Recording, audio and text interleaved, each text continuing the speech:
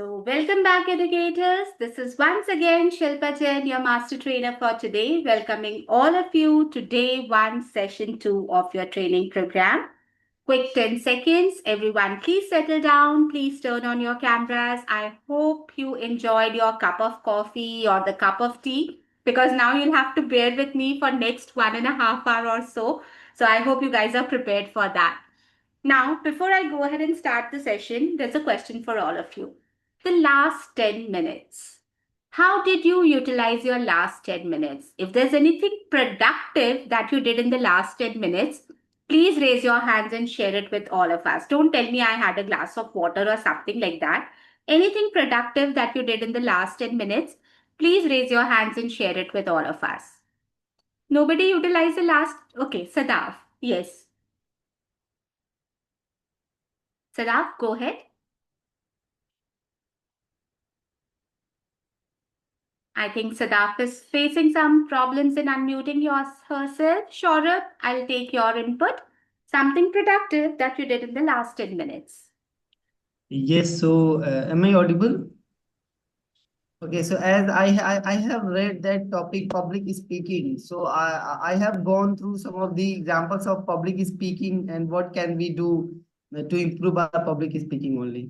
Wow, very good. So he used the last 10 minutes because our topic is public speaking. Very soon you're going to teach your learners about this art. So he utilized the last 10 minutes to gain more knowledge about the topic. Okay, Chandni, what did you do? Hi, am I audible? Yes, Chandni, you are. So I first went through my entire dashboard. I checked everything that you had told us about in the previous session. And apart from that, I did some eye exercises and some back exercises to make sure that I could sit for the next 2 hours as well. The same thing I did, Chandni, because today, like I mentioned, morning, afternoon batch, and then I have two classes in the evening also. So even I did some eye exercises and back exercises. And what I really love about you, Chandni, is your dedication. That rather than just dilly-dallying the matter, you explored your dashboard because you're passionate about it. So teachers learn from Chandni, and after the session, the first thing that you all have to do is explore your dashboard. What are my training timings? When do I need to mark my calendars? Where are the resources? Where are the quizzes? Where are the assignments? Kindly explore your dashboard. Thank you, Chandni. Thank you. Thank So you. on this note, I'm going to share my screen again with all of you here. Before going on a break, so sorry for this. Here I go. Before going on a break, we saw the video of Miss Anugogia, who is a trainer at Planet Spark, educator at Planet Spark. Now, let us have a look at different growth opportunities. But before that, let me clarify something. Like I said, here at Planet Spark, you won't be getting any fixed salary. That okay, it's 10th of the month or 15th of the month. So now an amount of maybe 70,000, 80,000, a fixed amount would be credited every month. Nothing like that. Your payout depends on the number of hours that you dedicate to Planet Spark. The more demos, the more regular classes you conduct, the better would be your payout, the higher would be your payout. Now, my question, as per your understanding, how can you earn at Planet Spark? What are the ways that you can get your payout? Please raise your hand. Like through your interviews, through your HR, what is the idea that you have got? How to get payout? Okay, Chandni, is this for this one or the previous one? This one. Okay, go ahead, Chandni. I believe that from what I've understood, the demo classes have a payout of 150 rupees per hour, and the regular classes for Indian batches are for 200 rupees per hour, and for international batches, it's for 250 rupees per hour. 275. Just a little 275 rupees it's per hour. 275. Apart from that, it also depends on the number of regular classes that we take in a month. And it increases according to that. Like I think from 26 to 55 classes, it's 25 rupees increment. Payout. We'll get into that because when it would be on the slide, all the other teachers would be able to relate to it. But thank you so much. Like you have gone through the PPT and everything, which is good to know. So like Chandni mentioned, number one, you can get your payout by conducting the demo classes. Okay. Demo class, 1 hour. Whether the parents enroll or they don't enroll, you will be getting the payment for your demo class. One very good thing about Planet Spark, because there are certain platforms who pay you only if the demos are converted into regular students. But that is not the case here at Planet Spark. If you have conducted a demo, whether it is for Indian or international, doesn't matter, you'll get an amount of 150 rupees. Now imagine I am a learner with Bharti. Bharti conducted my demo. She got the payout 150 rupees. I am a learner from Dubai, for example. Now my parents are super interested. I loved your classes. My parents also loved your classes. Then I would be enrolling myself with Bharti. I would become her regular student, not the demo student. Now I would become her regular student. And Bharti would be conducting my regular classes. Please write down somewhere that at Planet Spark, the ideal number of classes that we offer to the kids is 165 classes. That is called our excellence program. Though the parents can enroll for 40, 50, 60 classes also, but we offer them our maximum limit, that is 165 classes. So I have enrolled myself with Bharti for 165 classes. So for every class, regular class that Bharti conducts, if I'm an Indian student, she would be getting 200 rupees. If I'm an international student, she would be getting 275 rupees per class. There is also a booster payout that I'll discuss, but right now this is the base payout. Now, other than this also, other than your regular and demo classes also, you can earn at Planet Spark. So what are these earning opportunities that I'm going to give you a brief idea. I'm not going to dive deep into it. Once you will be onboarded, a proper training would be given to you by our OJT, like I mentioned, on-job training. There you will be told everything in detail, but just to inspire you, to motivate you, because I know we are passionate for teaching this sounds very good, but finally this also matters. Hana, I hope you'll agree. Yes, it's a noble profession. I do agree. We should be passionate about it, but this also matters here. So what are the different earning opportunities? In order to understand that, first we need to understand that at Planet Spark, we believe in the LPP program. Write it down. LPP. What is this LPP, or what does it stand for? It stands for learn, practice, perform. L for learn, P for practice, P for perform. Now I'll go to the same case. Bharti, where are you? I was your enrolled student for 165 classes. Please raise your hand if you remember. Bharti, raise your hand, please. Yeah, raise, not this hand, the virtual hand, Bharti, please. So sweet of Bharti. The virtual hand, Bharti. Yeah, thank you so much. So imagine, Bharti, I enrolled myself with you for 165 classes. You will be responsible only for my learn classes. Okay? Learn classes, Bharti would be there.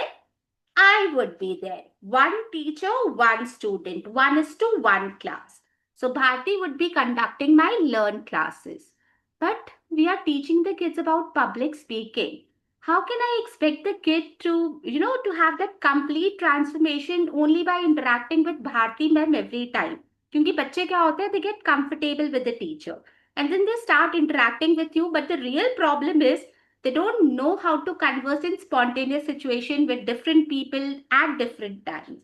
For this, we also have practice classes. I have taken one class with Bharti ma'am, learn class. Bharti ma'am taught me maybe about storytelling. That in order to write a good story, you need to have the characters, you need to have the setting, a problem, and then a solution. Bharti ma'am taught me this. But as a learner, now I need to practice it. So I will be joining a practice class where there would be 10 to 12 kids of my age group. Not only Indian kids, but also international kids. So I'll get that global exposure. Every time I'll be meeting 10 to 12 different kids. and I will be practicing whatever Bharti ma'am has taught me in the class under the guidance of a practice class teacher. You are not my practice class teacher, Bharti. You are just my learn teacher. So I would be practicing that under the guidance of a practice class teacher. I learned it from Bharti. I practiced it, but now I need to perform it. Only then that complete transformation would be there. So on my platform, on my LMS as a learner, there would be a number of quizzes, projects, assignments that I need to do that would be self-paced.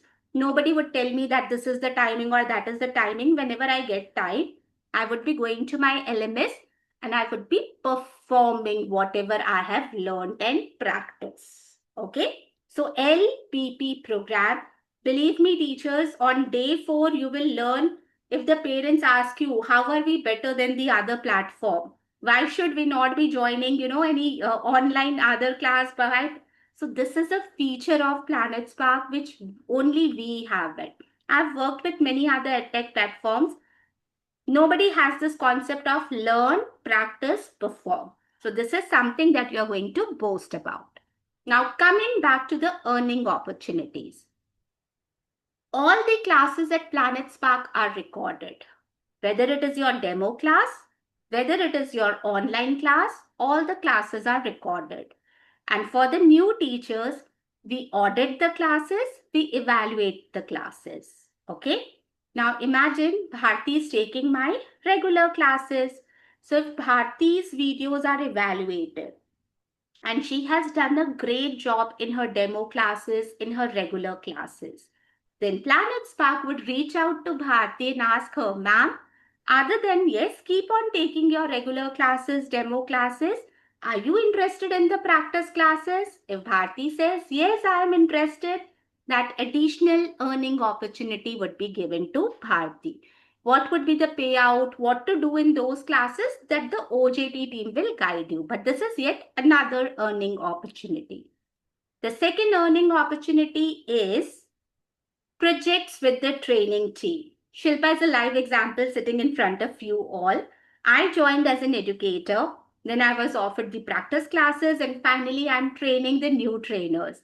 Every week we hire new trainers, and we are in need of trainers desperately. See, taking 2 sessions back to back is not an easy thing. We are in, dire need of new trainers.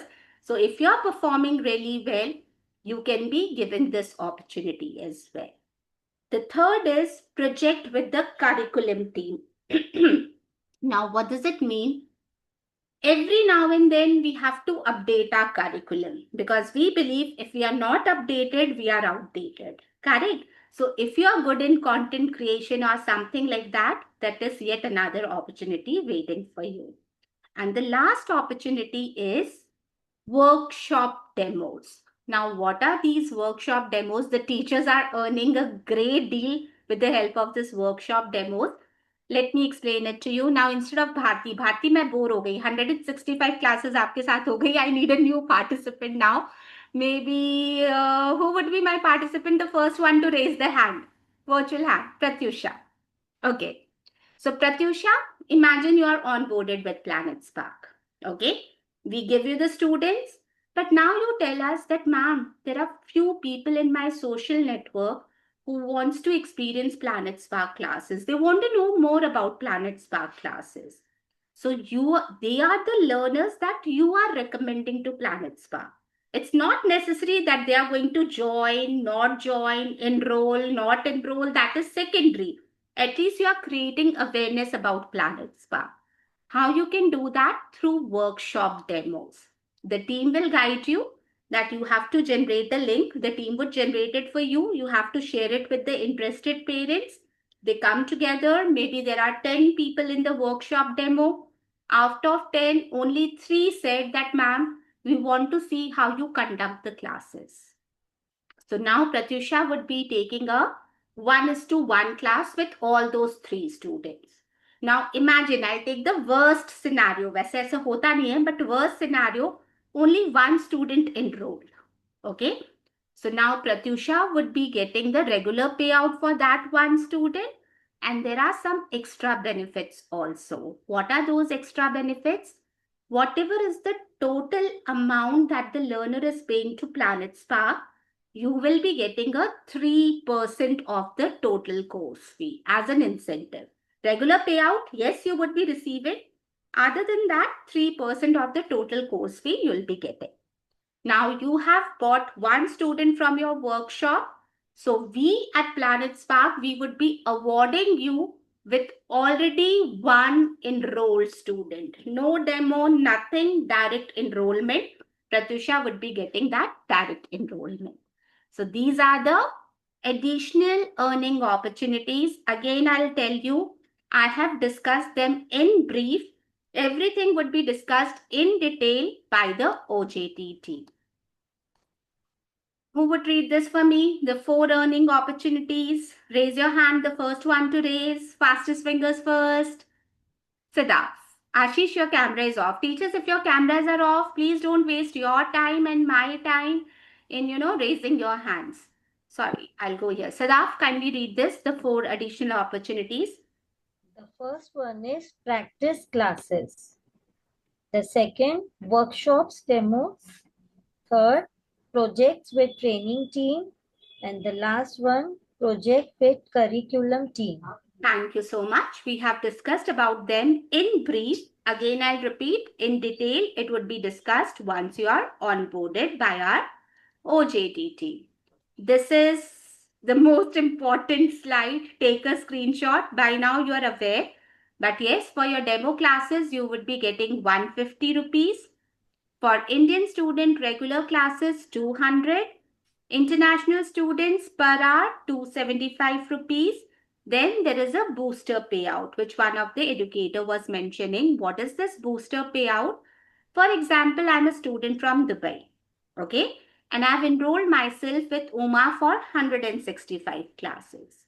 So UMA class 1 to class 25, you'll get 275 rupees. Okay, per class. From the 26th class to the 55th class, you will receive UMA 275 plus 25 rupees, that is 300 rupees per class. And this goes on 56 to 95th, 30 rupees would be added to the base payout. From the 96th class onwards, 40 rupees would be added to the payout.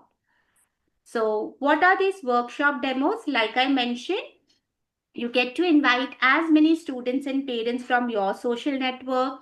First, you'll get the workshop payment. Then you'll get the demo payment. Then if the child enrolls, 3% of the total course fee would be given to you. Not only that, one already enrolled student would be given to you as a reward by the Planet Spark. Now, these are some of our top earning teachers. I know many of them personally here. So that is just to inspire you. Do you know that every enrollment of 165 classes, I hope you have written this down, that the ideal number of classes that we offer is 165. So for every enrollment, an amount of 41,000 is credited to your account. So just imagine if in the first month you are able to get maybe 4 to 5 enrollments also, not much. I'm taking the minimum number, that is 4 to 5. So 41,000 into 4 or 5 students, calculate the amount. Now, what is the journey to get a student enrollment? We have been talking about enrollment. But how to get this enrollment? Let us understand this. Mohini, your hand is raised. Can I help you with anything? If not, kindly lower. Yes. What is it, Mohini? Ma'am, actually, I want to know about this payout thing. Suppose a demo session is of rupees 150. So we are asked to work for about 3 to 4 hours.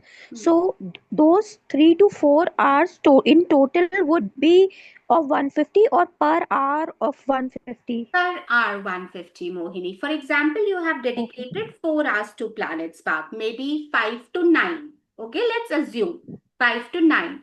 But it is not necessarily, because I said that we are very flexible. So, aisa to nahi hai, every day you'll be working for 4 hours. Maybe someday 1 hour, 2 hour because of personal commitment or something like that. So for example, on 6th of October, you conducted 2 demos. You would be paid 150 into 2, that is 300. Tomorrow you conducted 5 demos. So 150 into 5, that would be credited to your account. Got the point? And one demo would be of 1 hour. 1 hour. Yes, Mohini. One demo, the ideal timing is for 60 minutes and you'll be getting 150. AC चालू है, बंद करो ना दरवाजा. Yes, ma'am. Thank you. सदाब, दरवाजा बाद में बंद करना, पहले अपना माइक बंद कर. Thank you. Okay. Teachers Q&A, just wait for 5 minutes. I'll be taking all your queries. Just allow me some time. Let me go through the PPT first, then I'll be coming to your questions. Okay, lower down your hands. So I was talking about student enrollment. We all want to get more and more enrollments. So what is the journey to get a student enrollment? Now imagine I'm a parent, okay? And I'm looking for some good public speaking classes for my son. What is the first thing that I'll do? I'll pick up my phone and I'll type in certain keywords like English classes, communication classes, confidence building classes, blah, blah, blah, blah, blah. So whenever I type any of these keywords, Planet Spark appears in the top 7 searches. So as a parent, they'll ask me, are you interested in a free demo? Okay, let me clarify this also. We will be paying the teachers for demos, but we don't charge anything from the parents. For the parents, the demo classes are absolutely free of cost. Yes, we pay the teachers, but we don't charge anything from the parents. Okay. So maybe I'm interested in Planet Spark. I clicked on it. I want a free demo. Then I need to fill up a short form. What would I need to fill in? My name, my son's name, the grade in which my son is, my email address, my contact number, and at what time do I want the free demo class. Now, for example, I have filled that I want the free demo class tomorrow at 7 p.m. for example. Now, once you will be onboarded, your dashboard would be very, very different. Not the dashboard that you have right now. It would be very, very different. There would be a tab called, write down, Demo Request. Once you click on that tab, thousands of demos would be available on your screen. Now imagine Mahima opens her laptop tomorrow early in the morning and you are also available at 7 p.m. I had booked for 7 p.m. Mahima, you are available at 7 p.m. tomorrow. So you'll go to the demo request page. You'll see my demo there, 7 p.m. You'll click on accept the demo because you're free at 7. Once Mahima clicks on accept the demo, that demo will not be visible to any other teacher. Now it is completely under the control of Mahima. Okay, she is entirely responsible for that demo. There are many demos. So don't tell me, ma'am, is it first come first, something like that. For 7 p.m. we'll be having hundreds of demos. Why do you think we are hiring so many teachers? Because the demand is very, very high. So it's nothing like first come first basis. But that demo will not be visible to any other teacher. Now, Mahima, once you accept the demo, you will get an access to my contact number also. So first thing that you have to do is write down, you have to give a slot confirmation call. Mahima would give me a slot confirmation call that, ma'am, I can see that you have booked the demo for 7 p.m. So I hope you will be available. I'll say, yes, Mahima, I will be available tomorrow. That is the slot confirmation, confirming the timings. Exactly at 7 p.m. tomorrow, Mahima would open her laptop. She would conduct a fun-filled, engaging demo. Then your job is done there, Mahima. That is the best part. You don't have to run after the parents convincing them that, sir, what happened? You took a demo. When are you enrolling? This is the fee structure, this, nothing like that. Your job is just to conduct a demo. That is for 1 hour. First 45 minutes, you'll interact with the child. Last 15 minutes, you'll interact with the parents. What is the platform doing? How are we going to transform? That information you are going to give. But after that, your job would be done, Mahima. our counseling team, our sales team would come into the picture, and now it is their responsibility to back that enrollment for you. Okay, so this is how you get your enrollments. Let me take you through the roadmap. Parents fill the inquiry form. We give you the content. After accepting the demo, you make a slot confirmation call. Then you conduct a fun-filled demo. First 45 minutes, you interact with the child. Last 15 minutes, you interact with the parents. Your job is done here. Then our counseling team gets into picture and they would back the enrollment for you. So I hope the journey is clear. Now, this is the graph of some of our new teachers. First month, do not expect a very whooping salary because first month you will be conducting the demos. You don't have any regular students. Slowly and gradually you will be getting the regular students. So this is the graph. First month 18,000, second month 30,000, then 60,000. So it varies depending on the number of hours. Any questions that you have till now? Now raise your hands, teachers. Till whatever we have covered, if you have any questions related to that, raise your hands. Mahima. Yes, Mahima. Sunday off or being happy? I'm so sorry, Mahima. You're not audible to us. Please check your mic settings. I'll come back to you. Vedant, please. Hello, ma'am. Am I audible to you? Yes, you are. I just want to ask you this one thing that as we discussed, that the classes that we're actually going to have per hour के हिसाब से like we're going to get the pay. So I have this one query that let's consider if we are getting the clients, let's consider from first of all, let's consider from India itself, and let's consider the classes are going from 1 hour to 2 hours. So like if each class could actually sustain for 2 hours, so like the pay that we're gonna get is still for the one class, or like we're gonna get about for 2 hours. I want to ask. Why would you extend your class for 2 hours, Vedant? First, Then let's- right, alright, ma'am. मेरे जहन में concern था कि सबसे पहली बात तो any topic that we're actually just explaining to the student, if it's possible that if it sustains just a bit and the student just, if the other person wants to learn more about it, because I'm sure that might happen. So like it's just because I didn't Got get your it. point. But let me cut you short here, Vedant. Initially, maybe you have a class at 6, 7 o'clock is free for you. But slowly and gradually, you'll reach a point where all your slots are completely packed up. Correct? So you have to let your learners know 6 to 7, yes. If anything is remaining, we are going to cover it in the next class, Vedant. You need to learn that because whether you spend 2 hours, 3 hours, you will be getting paid for 1 hour only. That is 275 rupees, Vedant. Yes. Okay. So slowly and gradually you learn that, okay, now I have to wrap it up. See, every time 5 minutes, 10 minutes, that's okay. When we are into that topic, we take those 5 minutes. But don't expect to get paid for those extra 5 minutes. We'll be getting a fixed payout that is 275 for international students with that. Another thing, ma'am, this is the last thing that I wanted to confirm. Let's consider if, as we have just talked about the timing thing, that if I have took the timing from 3 p.m. to, let's consider the XYZ, any time it is. So what if at times if I'm not available at 3, but if I am available at the morning timings, will it gonna affect somewhere or the other? No. Let me get it clarify this for you. For example, like Vedant said, he has dedicated the hours 5 to 8. For example, 5 p.m. to 8 p.m. First of all, you need to consider 5 to 8, 3 hours in a day.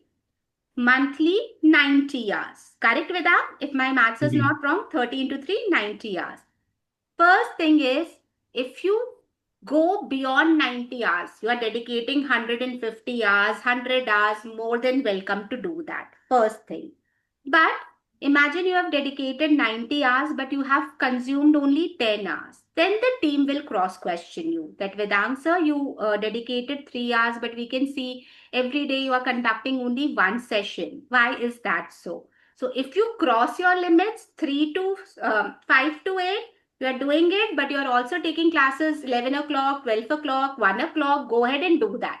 Okay, more than welcome. But please stick to the monthly. You should not be underdoing it. 90 classes in a month. We are flexible. but you should be reaching the 80% target. That means 90, 80, 7.2 hours. Correct? 72 hours. So at least 72 hours you should be dedicating to the platform. 90 का 100 करना है, 200 करना है, 180 करना है, nobody will cross question you. But for the lower limit, yes, we have a cap that is 80%. Minimum 80% we expect from you. Okay, Vedant? All right, ma'am. Rakhi, your query, please. Yeah, so I wanted to know about the payout structure. So in that we have like beyond 25 classes, there is additional 25 rupees, etc. You mentioned that additional amount is on the base payout and in the second category on the base payout. So it just got little confusing. For example, I'm an Indian student. Correct? 200 is my base payout. Yeah. 26th to 55th class, I might get the numbers a little bit here and there, but I think it was 26. 25. Yeah. 26th to 55th class, you'll be getting 225. Yeah. 200 plus 25. Yeah, Then that's from the 55th class to the, I don't know what was the number, you will be getting 200 plus 30. 200 is your base payout. So 200 plus 30, that is okay. So that's not on the level 1 payout, as in not that is 225 plus on your base payout. Base payout is your 200. 200. Okay, that's it. Thank you. Mahima, your query. I'll take two more queries, teachers, Mahima and Caroline. Then all the queries would be taken towards the closing. So yes, Mahima, Okay, Vedant, ma'am. kindly lower down your hand. Thank you, ma'am. It's Sunday. I just had two queries. Is Sunday off or we have to teach? We expect you to work on Sundays because the footfall of demos, the demand of demos is very high on weekends, Mahima. See, the kids, they don't go to school. The parents are also available at home. So maximum demo flow is on weekends. So we expect you to work on weekends, Mahima. Can I teach for minimum 5 hours a day? Sorry? Can I teach for minimum 5 hours a day? That depends on the dedicated hours of Planet Spark. While giving your interview, the team might have asked you, how long do you like, what is the number of hours that you want to dedicate? Because there are some teachers who have dedicated 2 hours, some have dedicated 5 hours, some have dedicated 7 hours. So that depends on the call and the conversation that you had with your HR, Mahima. Thank you. Caroline, your query? Yes, hi, ma'am. Hi. Hi, yes. You mentioned about LPP program, right? Which is learn, practice, and perform. Yes. So my question is, learn is 1-to-1 format, and practice is 1-to-10 format. So what about the performance and how is it done, or how are we involved into that? Performance are the quizzes, some games that are there on the dashboard of the learners. They have to open the quizzes, the games, and they do it by themselves. So no group, no teacher, nothing. They are the self-paced learning programs. They can do it at their own convenience. Okay? On this, teachers, please lower down your hands and don't worry. I'm not going to leave the session until and unless I resolve all your queries. Believe me, right now, be a little patient. Let me go through the agenda towards the closing. Until and unless, that's my promise, I solve each and every query, I'm not going to leave the session. So kindly be a little patient and let me take you through the agenda. Then I'll be sharing. 1 minute. So here we go. Break. We have already taken a break. How's the Josh? Use the chat box, teachers. It's been more than 2 hours. So how's the Josh? Are you tired, excited still, drained? What do you think? The Josh is high. Okay, good to know that. Now I want one participant to raise their hand and tell me how is this training going on? Like boring हो रहा है, dull हो रहा है, क्या नहीं है, your viewpoints. One participant. Please raise your hand and share about the training program. Vedant, please go ahead since you are the first one to raise the hand. All right, ma'am. To be very honest, I've been understanding everything. And as I've been just a bit more observant, the way you're actually addressing everything, like the way you're so subtle and you're so patient in the way you're actually presenting yourself, it literally feels like the time is passing and we are not just noticing it. Like every time I'm just looking at the clock, it feels like how it could be possible. अभी तो ऐसा था, अभी 5 minute कैसे ही निकल के समझ में नहीं आता. The way you're addressing it, like It's beyond. It's So literally worth appreciating. The least I So can say. so sweet Thank you, of you. ma'am. Thank you, Vedang. Really appreciate it. It really motivates me. So thank you, teachers. The Josh should be high because you need to bear with me for another 1 hour or so. So now I'm going to share my screen and continue from here. The Josh is high, like Vedang mentioned. So now I'm going to play a video. It's a short video of 2 to 3 minutes, but listen to my instructions very carefully. In the first half, I showed you a video and I asked you to observe what Alisa was saying. But in this video, you are not going to observe what Ramona is saying. Then what are you going to observe? You are going to observe how she is saying the things. There is a difference between what you say and how you say it. So in this video, pen and paper should be ready and you have to tell me how Ramona is presenting. Not what Ramona is presenting, but how she is presenting. So let's watch this video first and then we will be sharing our inputs.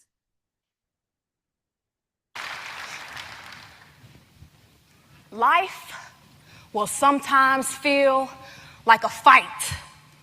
The punches, jabs, and hooks will come in the form of challenges, obstacles, and failures. Yet if you stay in the ring and learn from those past fights, at the end of each round, you'll be still standing. Mr. Contest Chair, fellow fighters, can you think of a time when life tried to knock you down? Who was your toughest opponent? Most often, our most challenging opponent is ourselves. Round one, college. I dropped out of college not one, not two, not three, but 4 times. I told myself, college isn't for me, and I would never go back. Round two, marriage. I married my soulmate, the love of my life. Okay, so that was a video by Ramona. Use the chat box and describe the video in 1 word. If you had to give an adjective to the video, what would it be?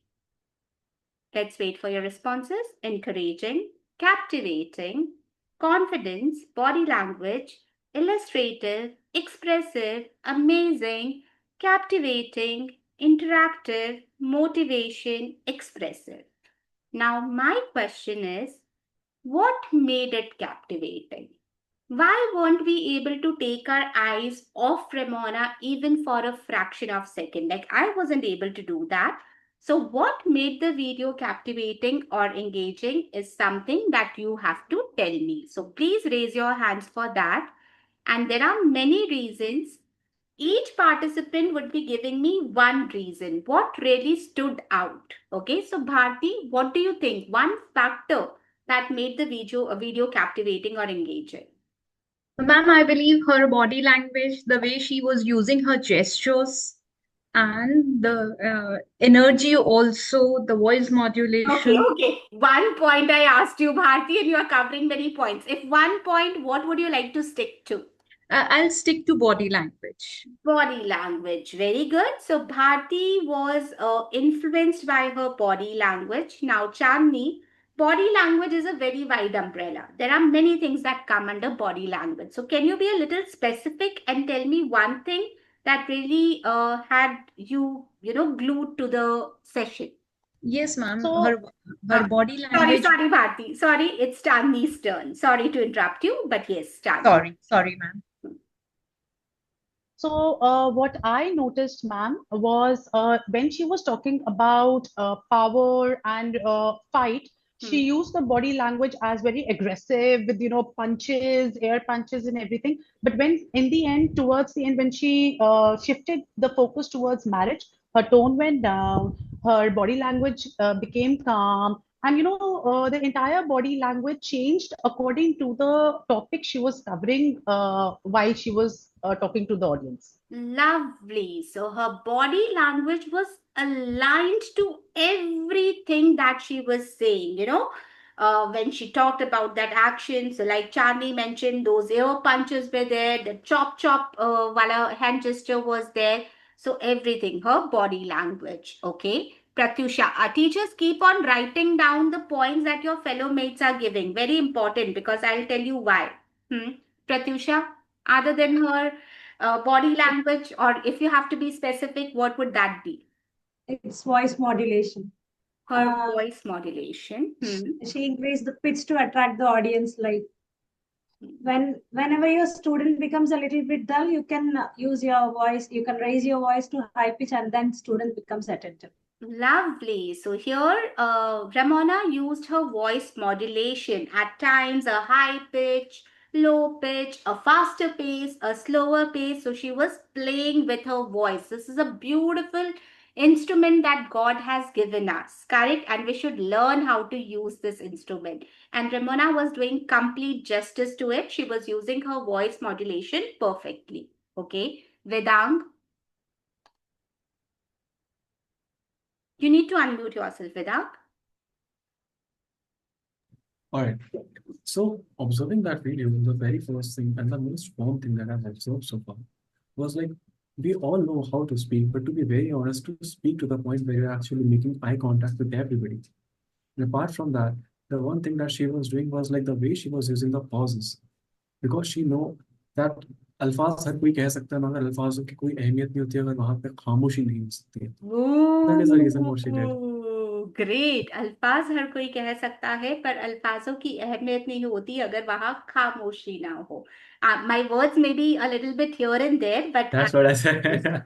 okay, thank you. Yes, Appreciate Vedang, it. very lovely observation that she was maintaining an eye contact with the audience to build that emotional connect with the audience. And she was using the relevant pauses at the right time. See, pauses can destroy your fluency also if you don't take it at the right time. But here, she used the pauses at the right time to generate that curiosity amongst the learners or the audience. What is she going to say next? What is she going to say next? So the right pauses and eye contact is something that stood out for Vedang. Okay, Samira.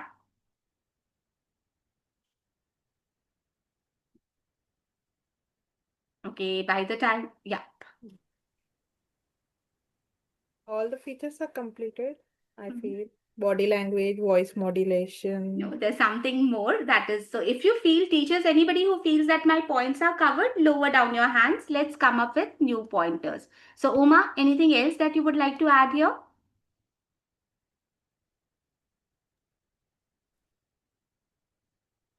Uma. Uma, please go ahead. Oh, we are not able to listen to you. So I'll go to Tuba. Tuba, your pointer, please. Tuba. She's talking to somebody else. Hey, Tuba, are you there? Tuba. Ma'am, am I audible? Oh, yes. Okay. I think you are using a different device to log in. That is why, because you were looking somewhere else, I thought you were talking to someone else. Pardon me for that. Pardon me for judging you. No, Tuba. no. Yes, no please issue. go ahead. Ma'am, I think the way she was delivering her speech, it was in a way that all the audience present there, she was expressing her speech in a way that everybody can connect from it. Okay, she was able to build that connection. She was able to captivate everybody's attention, capture everybody's attention. But what made it possible? That is what we are going to discuss. Ashish, let's see. Am I audible? Yes, Ashish, you are. Ma'am, I see her confidence in her voice and just how she express with her hands, and that's make me more attractive. Like she said that how you control the situation. Like in the starting, we said that she uses her hand punching. Like any situation, you can first you have to be tough in that. We will see that. And in the end, that she said that yeah, it's okay. We can be also control the situation with harmony, with the love and like. So, okay, Ashish mentioned that she was very, very confident while delivering her speech, so confidence, other than her body language, her voice modulation, something that stood out was her confidence. The way she was carrying herself on the stage was commendable. Okay, Preeti, other than this? Yeah, I would like to say she's not bothering about what people will judge about her language, body language, her and whatever she's doing. That is great. Because of that, she was very confident, and she's not thinking about what the people are thinking about her. Okay, so she that has is the the great. conviction in herself. Whatever she's presenting, she believes in herself and Yes. adds to her confidence. Okay. Yes. See? Kavita, I'll take 2 more queries because I'm looking for 2 more pointers. I hope either Kavita or Chandni gives them away. So yes, Kavita. Ma'am, she was very energetic, and the way she conveyed the message was very clear and it was very loud. So it made the audience look at her and understand what she was saying. Wow, see the knowledge that she had on her topic, that was commendable. The way she included her real life examples to connect with the audience. So that is nothing but the thought structure. Having the knowledge about the topic that you're going to deliver comes under thought structure. So right now we have talked about her body language. I hope you're writing down voice modulation, confidence, and her thought structure. So last one, Chandni, one more pointer is there. I hope you cover that. If not, I'll pick it up. Ma'am, I found that she engaged the audience by asking them questions like, have you ever experienced this? Have you ever thought about that? So that was a great way. I thought that she was engaging a wide variety of audience who were attending her seminar.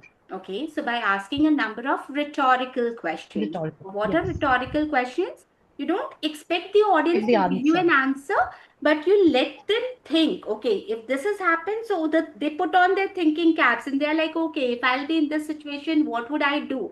So grabbing the attention of the audience through rhetorical question, that again comes under thought structure. She has structured it in such a way that she was able to build that connection. Okay, Bharti is like, I want to add something. Her virtual hand is also raised. Her hand is okay. Bharti, go ahead. The last one that I'm going to take. Ma'am, I believe to grab anyone's attention, if we share our personal experiences, the way she shared her personal experience, her own struggles and challenges, that is very much important. We are able to connect the audience very well. Lovely. She made it sound relatable. She was not that Miss Perfect kind of thing. She admitted that I failed not once, not twice, not thrice, but 4 times. That made her approachable, relatable. We could relate to her. Otherwise, there are some people who are like, I'm Mr. Perfect. I've done this, I've done that, I've done this, I've done that. You're not able to relate to those characters. Correct? So she made herself very relatable and approachable to her audience. Okay. Lower down your hands, teachers, everyone. Please lower down your hands. So what are the different emerging the objectives? First, we are going to understand the right mindset that we need to become a public speaker. Very important point, 1.1b. Who would read this for me? Kavita from Bangalore, kindly read this point. This is a very important topic that we are going to cover. Describe the 5 pillars of public speaking. We are going to dive deep into the 5 pillars of public speaking with the help of this video. The 5 pillars are very, very important because see, entire Planet Spark classes, it's about public speaking. It's about the confidence. So we need to understand the 5 pillars of public speaking. Then we will understand how to use our expressions and our body language to sound more confident. Let's go back to the video. What are the different emerging themes? I'm going to show you. First one was body language. Pen and paper should be ready. Start taking notes. Very, very important topic. Most of you covered this, body language. Some of you talked about her confidence also. That is the second pillar. You included her voice modulation. That is the third pillar. Fourth was the thought structure, the knowledge that she had on the topic, the way she presented it in a very logical, structured, chronological manner. That includes her thought structure. We missed the fifth pillar. And what is the fifth pillar? That is fluency. Nobody talked about it. But she was so fluent. She did not make any grammatical errors. She was speaking it. The words were like as if they are flowing out of her mouth. No filler words, no hesitation. And that is why we were able to relate to her much more. Let us dive deep into the 5 pillars, not with the help of slides, because I believe if we learn it from the slides today, you'll learn it tomorrow, you'll forget it. So let's do it in a practical way so that it retains in your memory. Why? Public speaking 5 pillars, you need to use it in your demo class every day. You need to use it in your regular classes. So this is the base of Planet Spark. So you need to understand this topic pretty well. So the first one is body language. Like I mentioned, it's a wide umbrella. There are many things that come under body language, like the way you cover the stage. Ramona covered the stage beautifully. She was not stuck to one particular point. She was moving here and there, maintaining that eye contact. But we will be covering 3 points with our learners under body language. That is face, hands, eyes. First, write it down, then I'll explain. Face, hands, eyes. Face means facial expressions. Hand gestures. Eye contact. So in order to understand this, I want everyone to stop writing for a minute and observe here. I will be giving you a sentence. I'll be speaking a sentence. Observe my facial expressions. And based on my facial expressions, please tell me what would you think of me as a person? Okay? क्या एक judgment बनाओगे आप मेरे लिए? So here goes my statement. Teachers, what happened? Yesterday, one of my neighbors, he passed away. Okay, raise your hands. What would you think of me as a person here? Sadaf, yes. I think that you are very selfish because you were happy that your teacher passed and you were happy explaining to us that thing. Okay. You are very termed me as selfish. Saurabh, how would you term me as? Whatever I have observed, it was all that you were very much excited to share something. So what kind of a person am I? If I'm very happy about somebody dying, what does it tell me about my personality? Selfish, exactly. You are Selfish. Okay. Vedant, any other adjective other than selfish that you would like to give me? Teachers, just use the chat box Extremely also. disastrous, ma'am. I would like to contrast. It Disastrous. feels like the teacher had somehow stolen your home paper or documentary, something that you were waiting for them to pass away, and you're Maybe gonna I've been just go waiting and for have some ages for fun. this to happen. But like to be in general, if I genuinely have to say that, it would come across that you're lacking empathy and sympathy, both of them. It's like I'm in lacking general, empathy. I'm relentless. apathetic. I'm not sympathetic. I don't want to say a lot of words, but you are honest. Okay, I won't be able to speak tonight. Let me read the comments.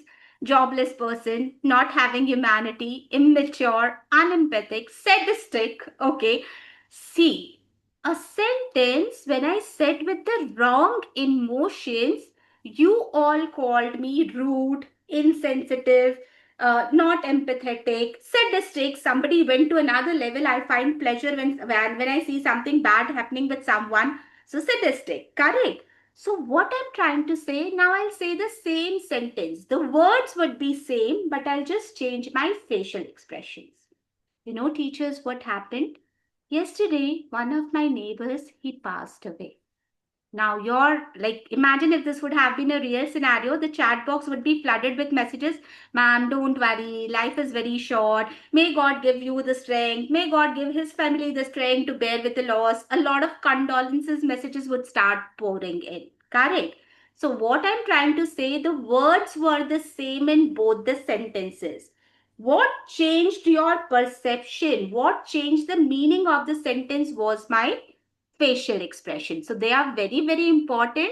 They can add to the meaning of your sentence, or sometimes They can make you feel insensitive, rude, sadistic, blah, blah, blah, blah, blah, the adjectives that you all guys gave me. So make sure that we have to use our facial expressions according to the context of what we are saying. Now, lower down your hands. Facial expressions we have done. Hand gestures. Again, I'll be giving you two sentences. The words would remain the same. My tonality would remain the same.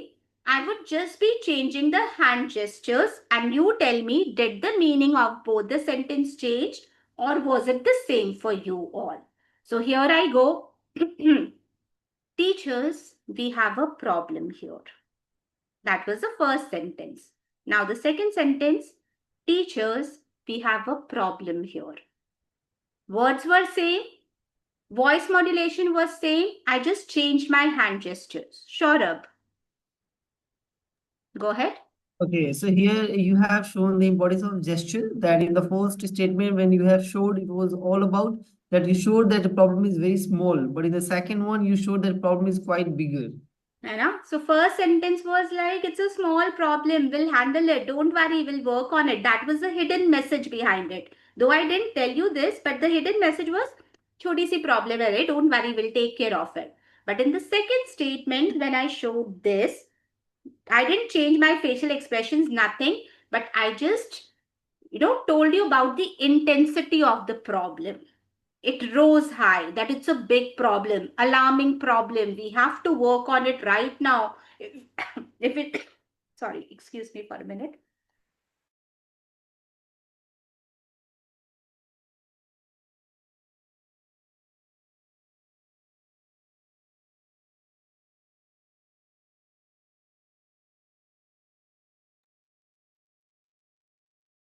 So sorry, teachers. Thank you for patiently waiting.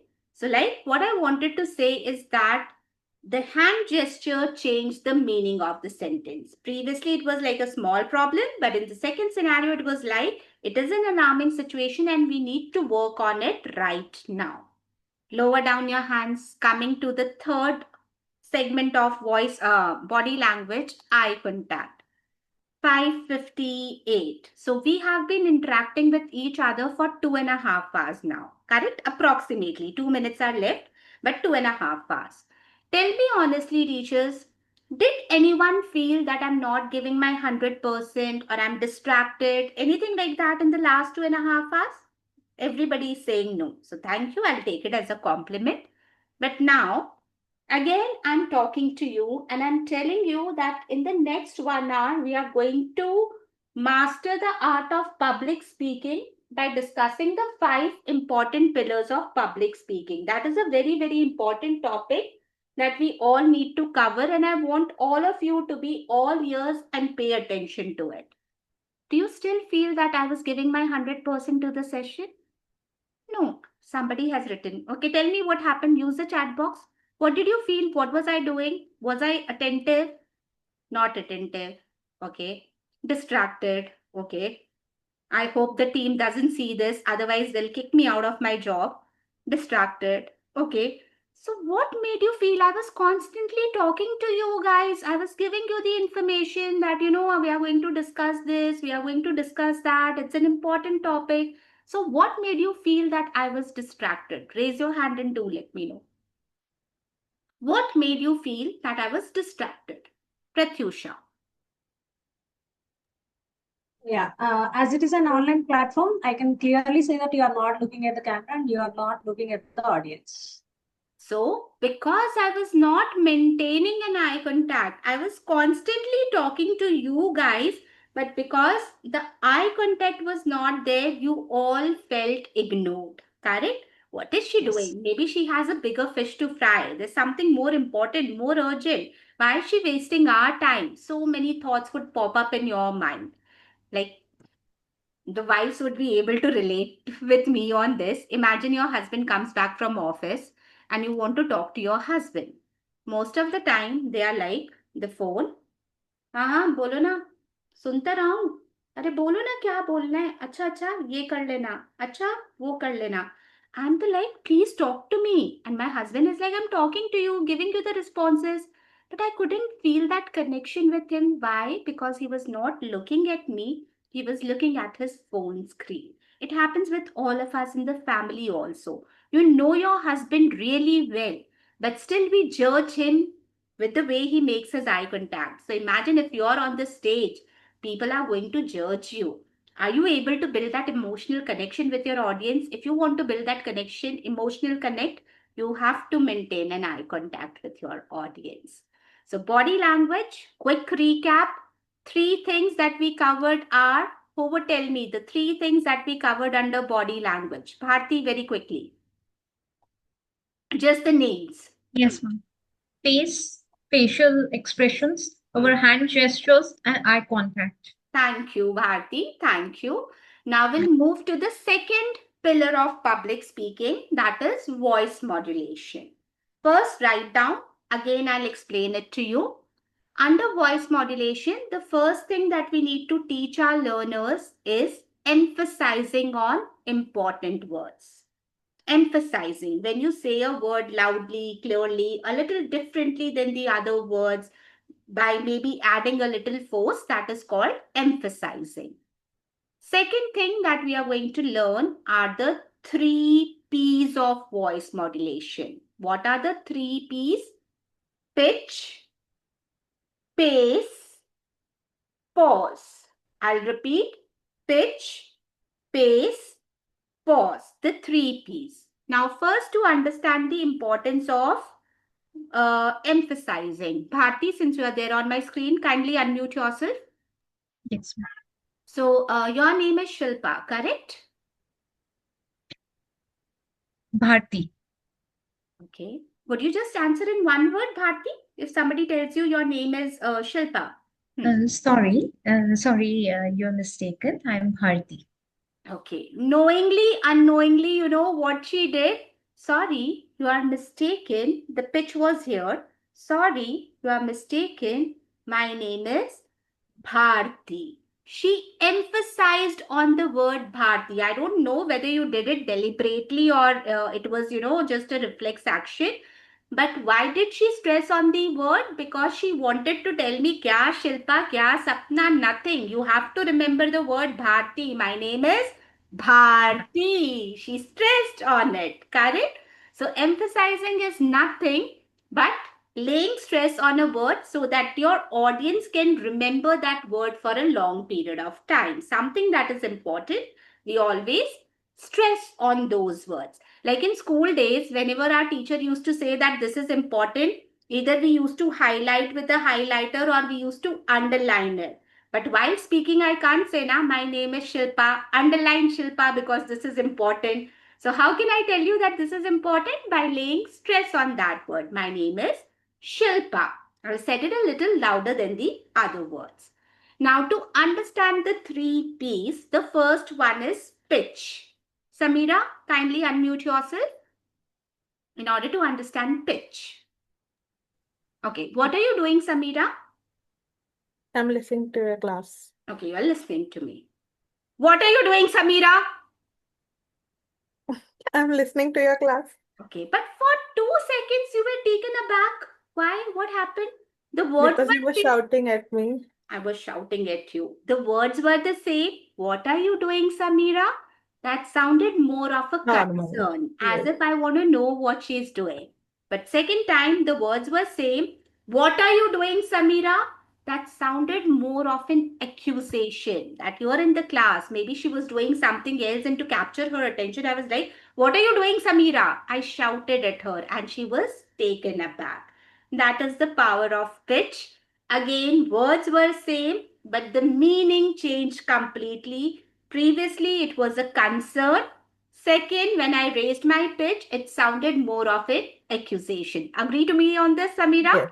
Yes. Okay. Now to understand the second P, that is pace. Pace is nothing but the speed with which we talk, the words per minute. Now imagine if I start talking to all of you in a very fast pace, do you think you'll be able to understand what I'm saying? Even if you try and understand, it will be very difficult. You'll have to pay your attention, focus, everything. And even I'll be out of breath. What happened? Did you understand what I said? Yes. But was it easy for you to understand what I said? Or you had spoke to very fast. because I was speaking in a very faster pace, some of you understood, but you were like, what is she doing? I can't do anything else. Oh, I like this. Kya bol rahi hai? Sunna hi padega, you know? So here, whenever we speak, what is the purpose? We are speaking not for, like I'm speaking not for myself. When I speak, I want you to not only listen to me, but to comprehend what I'm saying and understand what I'm saying. So in order to give you that time, I cannot speak in a very faster pace. That would take the objective away. But on the other hand, if I talk like this, no, the video is not buffering. I'm doing it deliberately. Okay. What would happen? You would lose the interest. You'll be like, ma'am, dinner banana bhi hai, khana bhi hai. Thoda jaldi bol do, khatam karo is session ko. So what I'm trying to say is a very fast pace is a big no-no. A very slow pace, again a big no-no. Then what is the right situation? Now somebody would write a moderate pace, but that is also not the ideal situation. You have to modulate your pace. At times you speak a little faster and then suddenly you lower down your pace, like I did right now. And when you do that, you capture the attention of your audience. So modulating your pace is something that we all need to master. Neither very fast, nor very slow, a moderate with a lot of modulation in the pace. Now coming to the third one, that is pauses. Why is Shilpa even referring pauses? Since childhood we have been learning wherever there is a full stop, comma, question mark, exclamation mark, we need to take a pause. We all have learned that in our childhood, correct? Whenever there is a punctuation mark like full stop, comma, exclamation mark, question mark, ellipsis, we need to take a pause. Is that the only purpose of pauses, teacher? Because, I call pauses the superheroes of the sentence. Anybody who would like to share, like somebody, I think it was Vedang who had already shared this, but someone who would like to throw more light on this? Pratyusha, yes. Meaning of the sentence will be changed depending on the pause where we give. Okay, can you give an example how it can change the meaning of the sentence, Pratyusha? Because hand gestures change the meaning of the sentence. Facial expressions change the meaning of the sentence. How can pauses change the meaning of the sentence? I cannot think of an example, but... Okay. Yes, you are 100% correct that it changes the meaning of the sentence. Let us understand this. I'll give you the example. Anybody wants to give an example of this? Saurabh. Yes, Saurabh, please go ahead. Okay, so as we are talking about pauses, so there's three words are there and it makes one sentence. If I'm saying that, let's eat dad. The words were, let's eat dad. Lovely. Let's eat. I'll explain it, Saurabh. Sorry for taking the limelight away. Let me steal the thunder here. So here, first sentence when Saurabh said was, let's eat dad. That means he was inviting his dad that, dad, let's go and eat. And the second, without the pauses, he was like, let's eat dad. It sounded like he's a cannibal. Now he's going to marinate his father and he's planning to eat his father. Correct? So there are many other examples, like with the right pauses, my sentence would be, I love cooking, my family, and my pets. There are three things that I love. Now I'll remove the pauses. Pratyusha is already laughing. She can imagine. I'm a pure vegetarian, Pratyusha, let me tell you. But without the pauses, the sentence would sound something like, I love cooking my family and my pets. Maybe I'll go and grab my mother-in-law by her pallu, marinate her, put her in the cauldron, and I'm planning to cook my family and my pets. That is why I say that pauses can completely change the meaning of your sentences. So pauses, super powerful. They can add meaning, change the meaning. Not only that. Right now, I took a pause here. What happened? Would anybody like to tell me what was going on in your mind when I took this pause here? You tired. You tired. I'm tired. Okay, Preeti, felt that I'm tired. But let's hear it from someone else. Please wave your hands, Bharti. Yes. Ma'am, you want to create that kind of curiosity so that the audience, they are able to think more. They are able to Lovely. think I on that. took that pause deliberately because I wanted to arouse that curiosity that what is she going to say next? That is why that pause was taken here. So, quick recap of voice modulation, emphasizing on the important words and the 3 P's, that is pitch, pace, and pause. Now, coming to the third pillar, that is confidence. I'm not going to discuss confidence right now. Why? I'll tell you a little later. So let us cover the fourth pillar, that is thought structure. Now, thought structure is nothing but having the right knowledge about the topic that you are going to deliver. To understand this better, any vegetarian in the house who knows cooking also, two conditions. You should be a vegetarian and you should know how to cook. Okay, Pratyusha.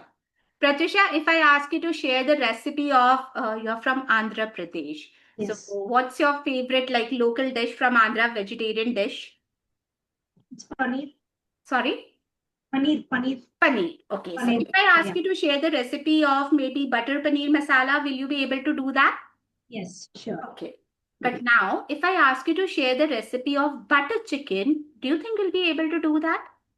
Not Not exactly. right now. Not right now, but maybe if I tell you that no, you have to play the devil's advocate, even if you don't believe in it, but still you have to give me the recipe, then maybe you'll search internet, YouTube videos, ChatGPT, Gemini. You'll gather the information about the topic that you have to deliver. That is called the knowledge about the topic. Okay. Now, Vedam, do you know how to make a great cup of tea? Indeed, ma'am. You do that. Okay. Chandni, I know you know how to make a great cup of tea, but let's assume that you don't know how to make a great cup of tea. Okay. And I don't trust Vedang. So instead of Vedang, I have the proper knowledge. I told you thought structure is having the right knowledge about the topic. I don't trust Vedang. So instead of Vedang, don't take it otherwise, Vedang. Okay. It's just a joke. I was trying to pull I you. understand. Okay. So I will be giving you the instructions on how to make a great cup of tea because I have the right knowledge. Okay. Listen to my instructions, Chandni. Take some sugar, put it on the gas, crush some cardamom, strain your tea, take a pan, bring it to a boil, add some water, strain your tea, add some milk, serve it to the guest, crush some ginger, add it to your tea. What happened here? Will you be able to make a great cup of tea? No, ma'am, I don't think so because अरे फिर मैंने तो ginger, cardamom सब add किया है फिर क्यों नहीं? because you also need to have the correct step in place in the process. Lovely. Though I had the right knowledge, but I was not able to present it in a structured, logical, chronological order. And that is why if Chandni would follow my instruction, she would take some sugar, directly she'll put it on the gas. Okay. So thought structure, write down. It's nothing but number one, having the knowledge about the topic. Number two, presenting that knowledge in a logical, structured, chronological order. Very, very important. Okay. Now coming to the fifth pillar, that is fluency. I'll be speaking a sentence. Okay. You guys tell me, was I fluent or I was not fluent? And don't just tell me yes or no. Give me a reason also. If you think I was fluent, what was the reason behind it? If I was not fluent, what was the reason behind it? Lower down your hands, everyone. Let me come up with the sentence first and then raise your hands. Vedang, lower down your hand, please. So here comes my sentence. Hello, teachers. My name is Shilpa. I'm from Delhi. I have 19 years of experience. Was I fluent? Sarah, first answer the question. Was I fluent? Yes or no? Sarah. I'm so sorry, Sarah. You are not audible. I think I'll have to go to Chandni. Chandni, first answer the question. Was I fluent? Yes or no? No, ma'am. I No, was ma'am, you not weren't. fluent. Okay. What made you feel that I was not fluent? Because of certain pauses that you were taking while talking to us, we felt that you were not fluent and not confident with your speech. Okay. Was pauses the only thing that annoyed you, or was there something else that was very, very annoying when I was speaking? Let's hear it from Sunena. Pauses, yes, I do agree. Sunena? And ma'am, you were too confused about what you have to say. Okay. Maybe it's due to lack of knowledge, or you were not aware about what audience here Okay, want but to. what made you feel that I was confused? That is something that I'm looking for. Ma'am, your body language and your facial expressions and your Body language. So I didn't have any body language. I was not using my hand gestures. No, I don't. Well, let's see if somebody else. Pratyusha, other than pauses, what was something very disturbing in my speech? Not aware of the topic you are saying exactly. Okay. So that is why you are taking long pauses. Okay, long pauses. Bharti, let's see. Okay, somebody has already given me the answer in the chat box, but let's see if Bharti can do that. Ma'am, I believe fillers. You were using Yes, I was using a lot of filler words here. What are filler words? The unnecessary sounds like or sometimes it could be the unnecessary words that do not add any meaning to your sentence. Like I still remember one of my teachers, he has this takiya kalam. Okay, somebody who doesn't understand Hindi, I don't know how to say that in English. Takiya kalam, he used to say, you know, after each and every sentence. So he was like, we are going to learn this. You know, what are fractions? You know, fractions are numerator upon denominators. You know, that explains a part of a whole, you know. And sometimes I was like, you know, if I would have known, why would I be attending your classes? I don't know it. And that is why I'm attending your classes. Correct? So this you know is also a filler word because he was using it just to connect what he's going to say next. So filler words are the unnecessary pauses, the unnecessary ums and ahs, the unnecessary words that do not add any meaning to your sentence. So fluency. No, what I was talking, fluency. Fluency, the first condition, write down, ability to form longer sentences without hesitation, without filler words. That is the first condition of being fluent. Ability to form longer sentences without hesitation, without filler words. Lower down your hands. Now, somebody told me that I was using a lot of filler words. So I'll control my filler words. No more filler words. And now tell me whether I'm fluent or not. I'll make sure that I don't use any filler words.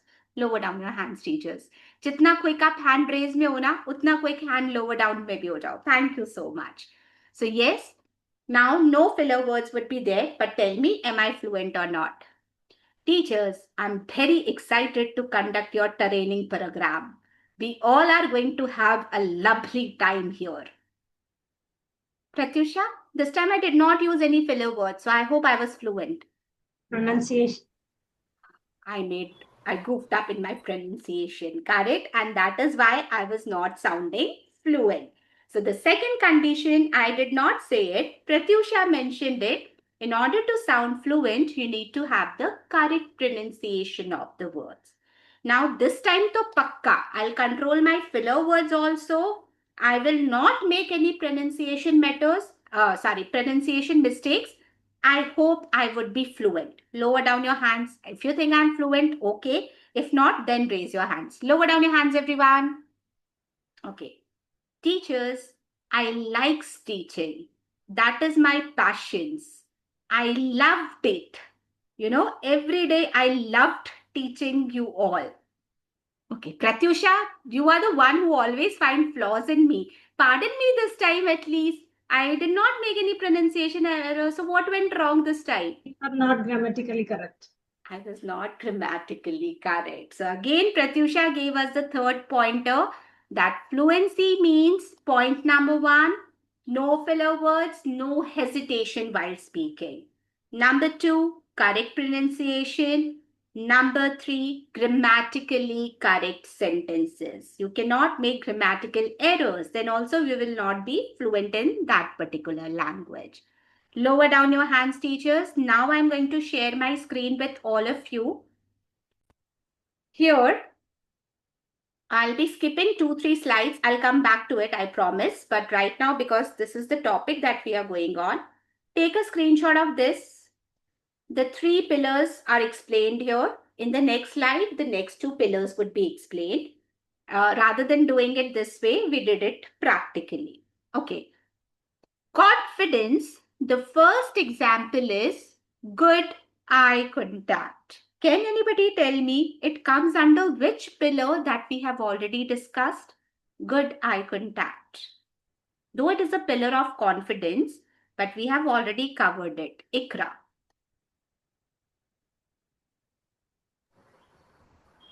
Body language. Body language. Thank you. No hesitation. Vedant, can you tell me it comes under which pillar that we have already discussed? No hesitation, right? It comes under fluency. It comes under fluency. Thank you. Kavita. Audible voice. It comes under which pillar? Under voice. The voice modulation. And that is why I did not take up this particular pillar, because confidence cannot be described alone. It is a pillar that is based on all the other 4 pillars of public speaking. You have to have the right body language, right voice modulation, right thought structure. You have to be fluent. Only then you would appear confident in front of your public or, the listeners. So these are the first 3 pillars. Coming to the next 2 pillars, please take a screenshot of this as well, teachers. Thought structure and fluency. I hope you have taken a screenshot. So these are the 5 pillars. Very, very important topic. Please revise it after the class, because we are going to use it every time. Whether it is a demo conduction, a regular class, we need to master this 5 pillars, and you need to understand what comes under what. Now, as I mentioned, I'll be skipping few slides. So let me go back to it. The 7-38-55 rule of communication. Give the heading in your notebook. 7-38-55 rule of communication. Before I go ahead and discuss this, there is a question that I want to ask all of you. Communication is of various types. The most 2 common are verbal communication and non-verbal communication. I hope you're aware of verbal communication and non-verbal communication. Okay, somebody is saying no. So very quickly, I'll tell you. Verbal communication means the words that we use for communication. The words that I'm using right now, that is my verbal communication. But when I use my hand gestures, my body language, my paralinguistic, that comes under non-verbal communication. So the ideal situation is your verbal communication and your non-verbal communication should go hand in hand. Whatever you are saying, your non-verbal communication should support that. That is the ideal situation. But if I ask you to use the chat box and do let me know, if you had to choose one, verbal or non-verbal communication, what do you think is more powerful? What do you think has a greater impact on the audience or your listener? Use the chat box. Verbal, verbal, verbal, verbal, verbal, verbal, non-verbal, verbal, verbal, verbal, verbal, verbal, verbal, non. Combination of both is the ideal that I've already mentioned. But if you had to pick one, verbal, verbal, verbal, verbal, non-verbal, verbal.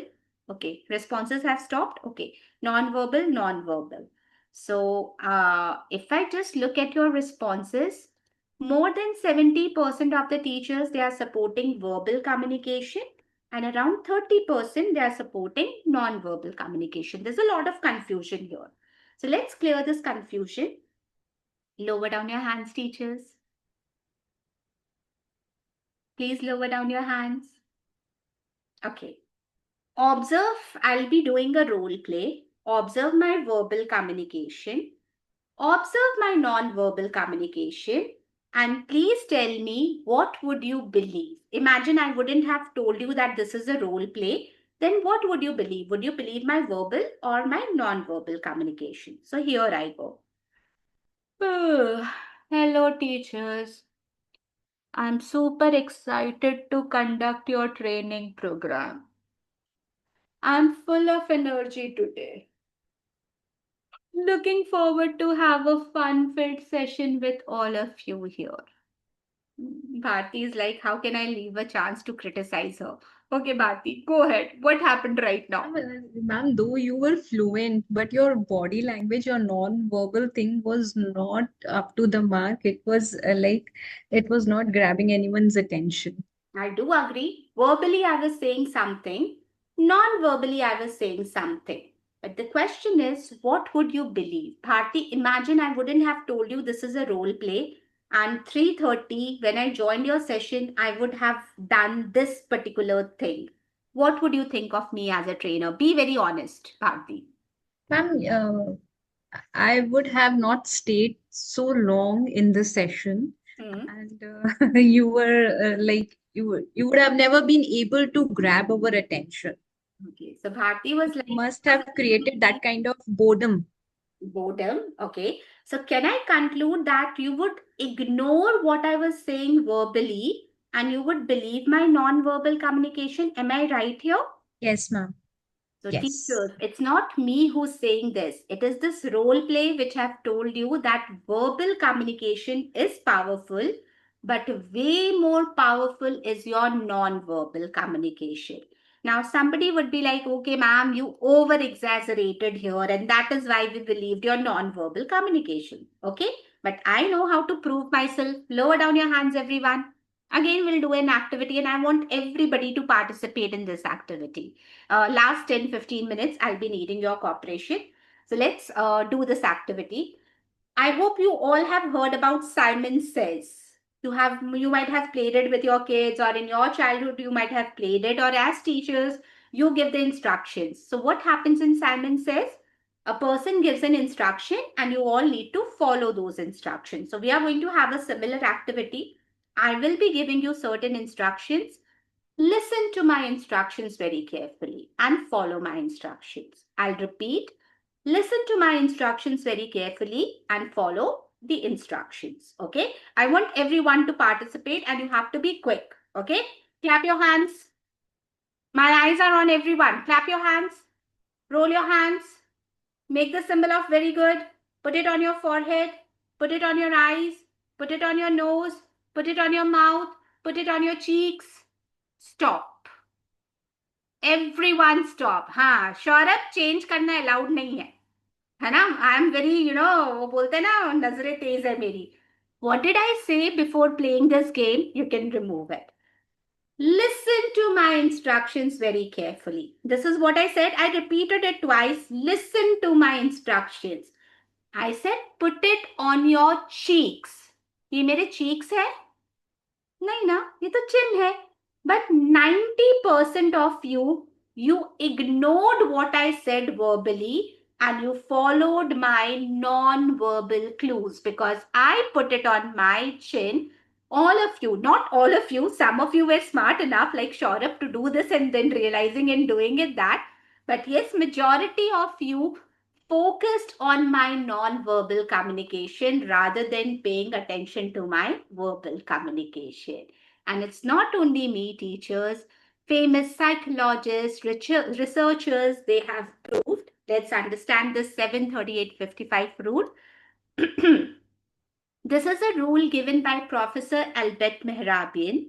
And he says that whenever you interact with someone, the other person is influenced only 7% with what you say. Words, verbal communication accounts only for 7%. Remaining 38% is your voice modulation and 55% is your body language. So verbal communication accounts only for 7%, whereas non-verbal communication and your paralinguistics, they account for the remaining 93%.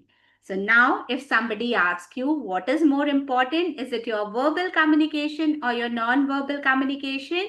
You all know the answer to this. It is the Non-verbal. non-verbal communication, and this is not something that Shilpa is saying. Research have been made and proper thing has been done, and it is only 7% that accounts. The data might change a little bit here and there according to different researchers, but yes, very less is given to the verbal communication and majority impact is done by your non-verbal communication. Now, I'll be showing you a video. Imagine that the speaker or the presenter in the video is a learner in your classroom. First, watch the video and then I'll tell you what we need to do. So keep your pen and papers ready. I'm going to play the video.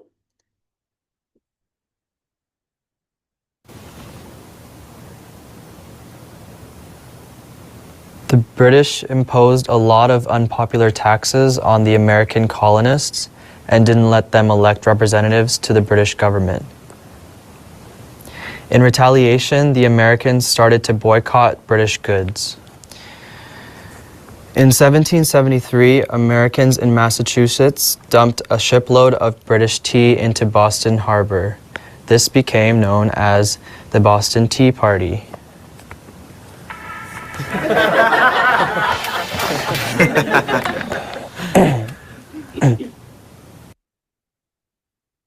So yes, teachers, you saw this video. Now listen to me very carefully. No need to raise your hands because this activity we are going to do it with the help of chat box. So imagine this is a learner in your classroom. One of your learners gave this speech and now you have to give a feedback to your learner. At Planet Spark, we don't believe in feedback like your performance was good or your performance was bad. Nothing like that. We have to tell them what did they do good, exactly what, and what needs to be improved. So on this, and one more thing, he was reading from a piece of paper. He had a script in his hand. We have to give him a benefit of doubt that whatever is written on the script, he has prepared it himself. That is a benefit of doubt that we are going to give him. So now using the chat box, on a scale of 1 to 10, 1 being the lowest, 10 being the highest, rate him on his... Sarah, what is the 6 for? Sarah, what is the 6 for? Ma'am, actually, based on his body language, based on Very how good. I he didn't even say it, but yes, based on his body language, not the overall performance, but his body language, please rate him on his body language skills. 3, 2, 2, okay, 2, 2, 5. Okay, somebody has given him a 5 also. I'm so sorry if I'm mispronouncing your name. Please correct me. Thami Munisa. Raise your hand. Thami Munisa. 5. Okay. -1. Vedam, that was not even an option. 1 to 10 was the scale. Okay. But yes, Thami Munisa, am I pronouncing your name correctly?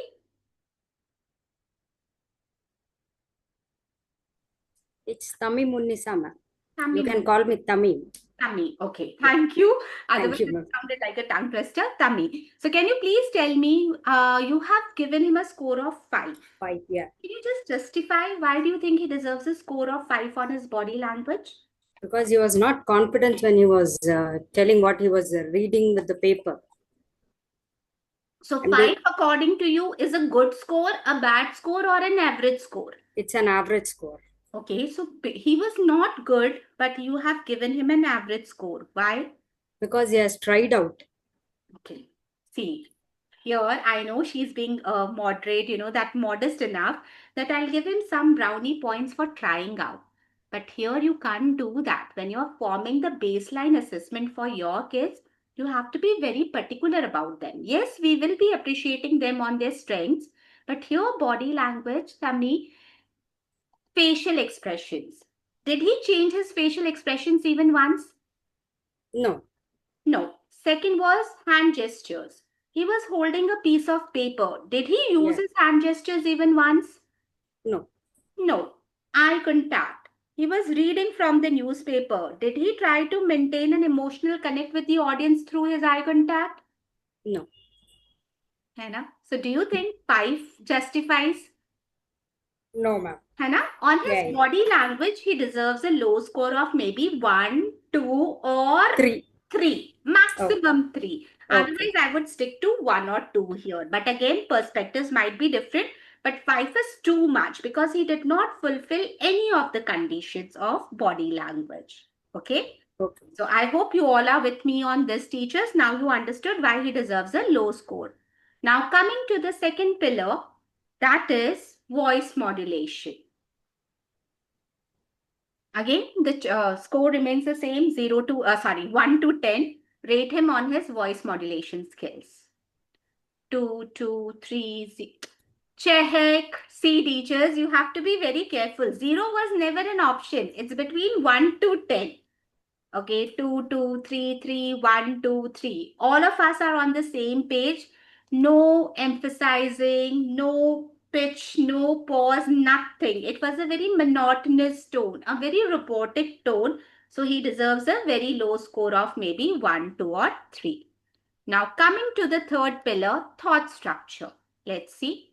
Again, the chart, the scale remains the same, 1 to 10. How much are you going to rate him on his thought structure? 1, 1, 5, 5, 7, 1. Oh my God. This is an area where somebody is rating him as low as 1 and as high as 7. A huge difference. The first two pillars, we all were on almost on the same page. 1, 2, 3, 1, 2, 3. But here we see a huge difference. So let us try and understand that. First, anybody who has given him a 1, raise your hand. Anybody who has given him a 1 on his thought structure, raise your hand. Virtual hands. Sarah, you have given him a 1? Okay. Yes, ma'am. Okay, wait. I'll come to you. Bharti, lower down your hand. Now, anybody who has given him a 5 plus, maybe 5, 6 or 7, raise your hand. Chandni, what's your score that you have given him? 5. Are? Sir, who was the earlier participant who gave him a 1? You have lowered your hand. I think it was Sarah, I think. No, who was it who has given him a 1? Please raise your hand again. Okay, Sarah. Okay. Sarah, Chandni, keep your hand raised. Everyone else, please lower down your hands. Because we see a difference here. Sarah, 1 and Chandni, 5. Sarah, why did you give him a 1? I want to know first, understand it from you. Sunena, lower down your hand. Hasta baad mein. Ma'am, I gave him 1 because he had a paper in his hand, ma'am. So he was seeing and reading it. At most probably, I have seen many people, they use paper and they will read. But somehow they will try to at least memorize the points and they will have an eye contact and tell to the people. Okay. So he was like, contact was not there, you feel. Correct? Yes, Eye ma'am. contact. Is it a part of thought structure, Sarah? No, ma'am. The way how he presented, he was having a paper and he was like not in a proper, he was using his phone is suddenly ringing and the way he's standing was not confident. And standing is not confident. Standing, again, the posture that comes under body language. Are you getting what I'm trying to say? Yes, Sarah, here you got influenced by the overall performance of the speaker. But our objective is to talk about thought structure. And what is thought structure? Let's hear it from Chandni. Why you gave him a 5? Let's hear it from you. Ma'am, I gave him a score which was somewhere in the middle because from his speech, I found that he had thought the topic through. He had complete knowledge about the topic, but because he was not presenting it in a proper way, that is why I gave him a moderate score. Okay, now again you are confusing me. You told me that because I told you we have to give him a benefit of doubt. So according to you, he had the knowledge on his topic. He was able to present it in a logical manner. First, he started with the introduction of American Revolution. Then to add on as an example, he talked about the Boston Tea Party. But why 5? Why that 5 were deducted? Why you gave him a 5? That is clear to all of us. Why you deducted the 5 points? Please throw some more light on that. Ma'am, I would say because he was not able to engage the audience and he was not able to grab their attention. The And audience why were was he actually, not? And why was he not able to grab the attention of the audience, Chandni? ma'am, again, because of the other aspects, the voice modulation, the body language, the eye And the contact. respect. No, Chandni. Again, what you are doing is you are judging the entire performance here. Here you are bringing into consideration that he was not able to grab everybody's attention because he was not maintaining an eye contact. He was not using the voice modulation. But those are separate pillars. Again, my question. On his thought structure, how much are you going to rate him? Only on his thought structure.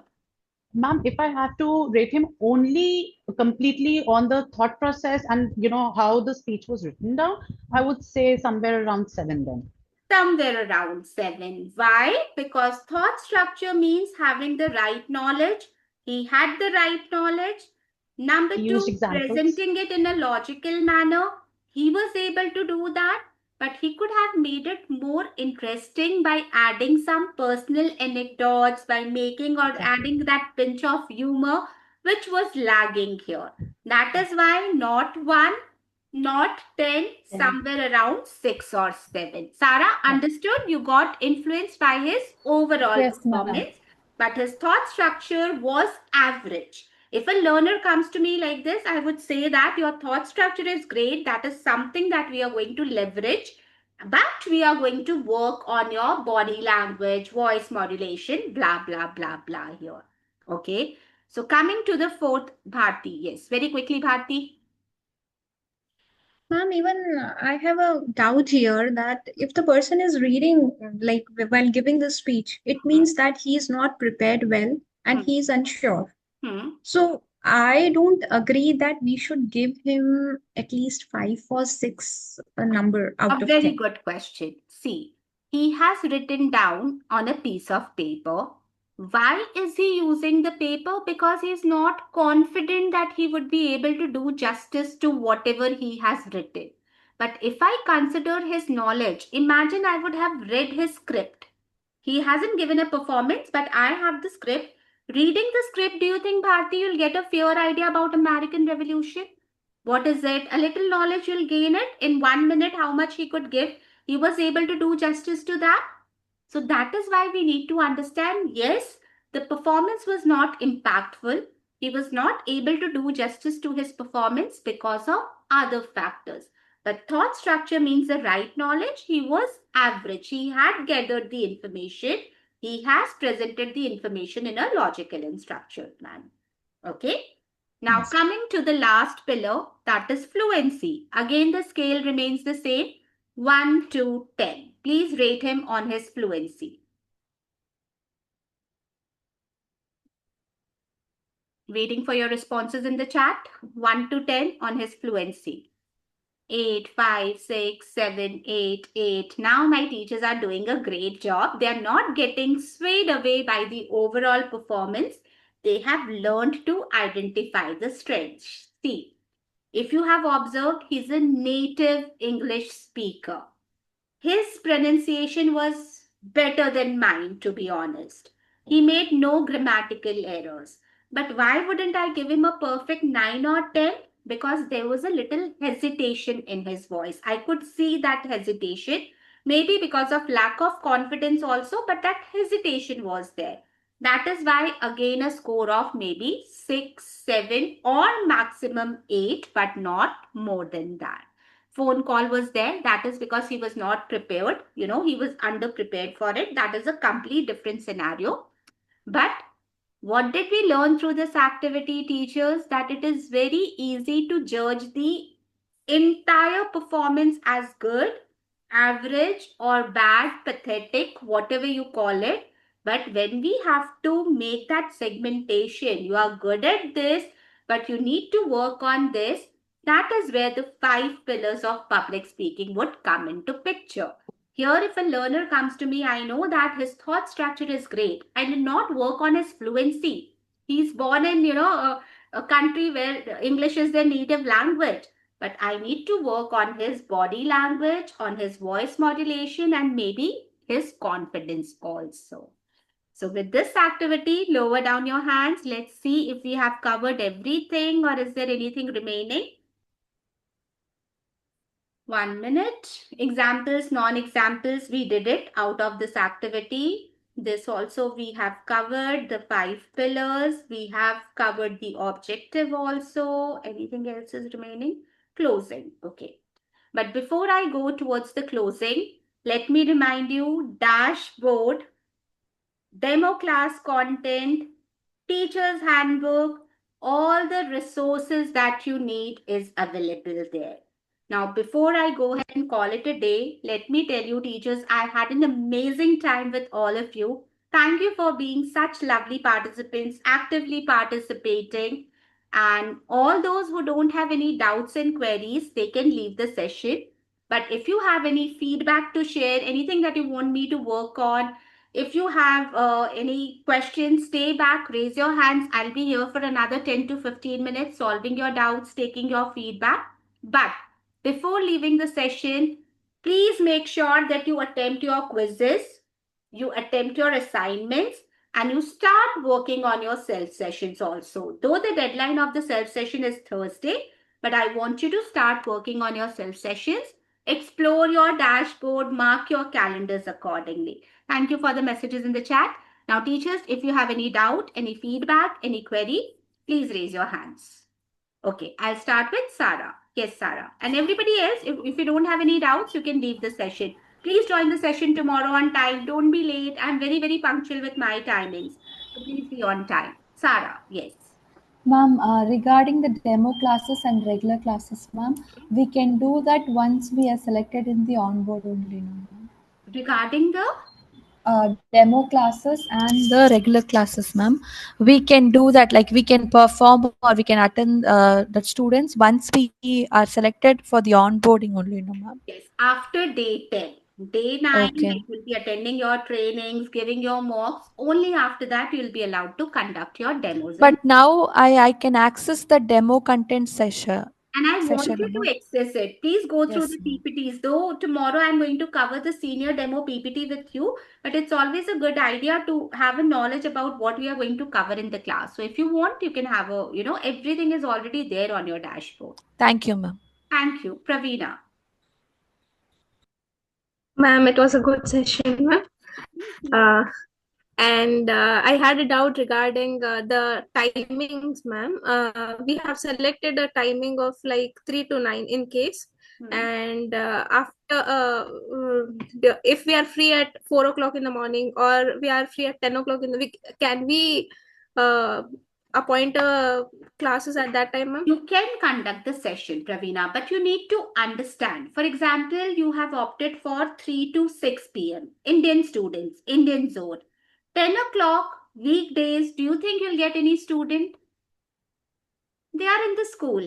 Summer vacations, different thing. Public, national holidays, different thing. Weekends, different thing. So you need to keep that also in mind that at this time, would there be any flow of demos or not?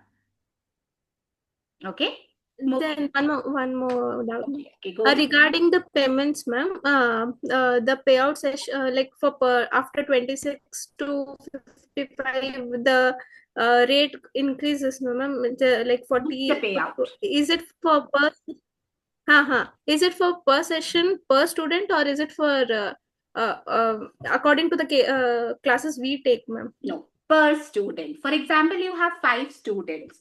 For me, you have taken 5 classes. Other 4 also you have taken 5, 5, 5. So altogether it is 25. But that will not make you eligible for the booster payout. With me, you have to conduct 25 classes. Then from the 26th class, you'll get a booster payout. Okay, ma'am. Thank you so much. Mohini, your query, please. Mohini, go ahead. You are unmute. You need to unmute yourself. Sorry for that. Ma'am, actually, we have both national and international students here in the platform. So if we have opted out the timings of Indian IST, so we'll be only having Indian students, right? See, Mohini, Indian IST time, you can cater to UK, that Middle East students, because there is a difference of 2.5 hours only. So that depends. Once you're onboarded, the team will guide you. Now, obviously, you cannot take the US students if you have opted for 3 to 6 or 3 to 9 with Planet Spark. So the team will guide you that what are the different options available for you for this particular time zone. Once you're onboarded, the team will guide you. If I also want to take international students, so can I also change my timings? Yes, you can do that. We are very flexible at Planet Spark, Mohini. Once you are onboarded, see, one more thing you all need to understand. Now, Mohini is like, initially I opted for Indian students. Can I change to international students? For that, Mohini, you need to perform really well in your mock evaluations. When you will be giving your mocks, we will be evaluating each and every mock. Sometimes we feel that, okay, she can do for the Indian students, but international students, you need a different level of command over that language, correct? So that the team, after your mocks, they will decide whether they'll give you a green signal to go for both Indian or international, or they'll tell you, no, ma'am, for first 2 months, please stick to Indian students, gain some experience, and then we'll shift you to international category also. So that depends on your mocks also, how you perform in your mocks. Okay. Thank you so much. Oh. Tammy, your query, please. Ma'am, by what time should we complete our self-session quizzes and assignments today? Quizzes and assignments before 12 o'clock. Okay, midnight, 12 o'clock. Self-sessions, you can complete it any time before Thursday, 12 o'clock, midnight. And assignment? Quizzes and assignments today. Today. 12 o'clock. Okay. Day to day, it should be completed. Yes, self-sessions, you can complete it till Thursday. Okay. Thank you. Thank you. Pratyusha. As you said, most of the demo classes will be scheduled on Sunday, right? So is it mandatory to be available on Sunday? See, not mandatory, Pratyusha, but we want the teachers to work. I think during your HR interviews also, you might have been guided that we want your presence, we want your availability on weekends. Because maximum demos, it's not that on weekends you won't get the demo.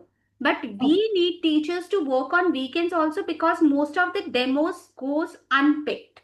So we want you to work on weekends also, Pratyusha. Okay. Okay. Tuba. Yes, ma'am. The Tuba, I'll come back to you. First, adjust your camera angle. Your camera angle is not correct. I'll come back to you, Tuba, once you adjust your camera angle. Kavita. Ma'am, in a week, how many days they would expect us to work? It's nothing like that. See, Kavita, nobody is going to ask you that, Kavita ma'am, how many sessions you conducted today? How many sessions you are going to conduct tomorrow? Nobody is going to keep a check on you.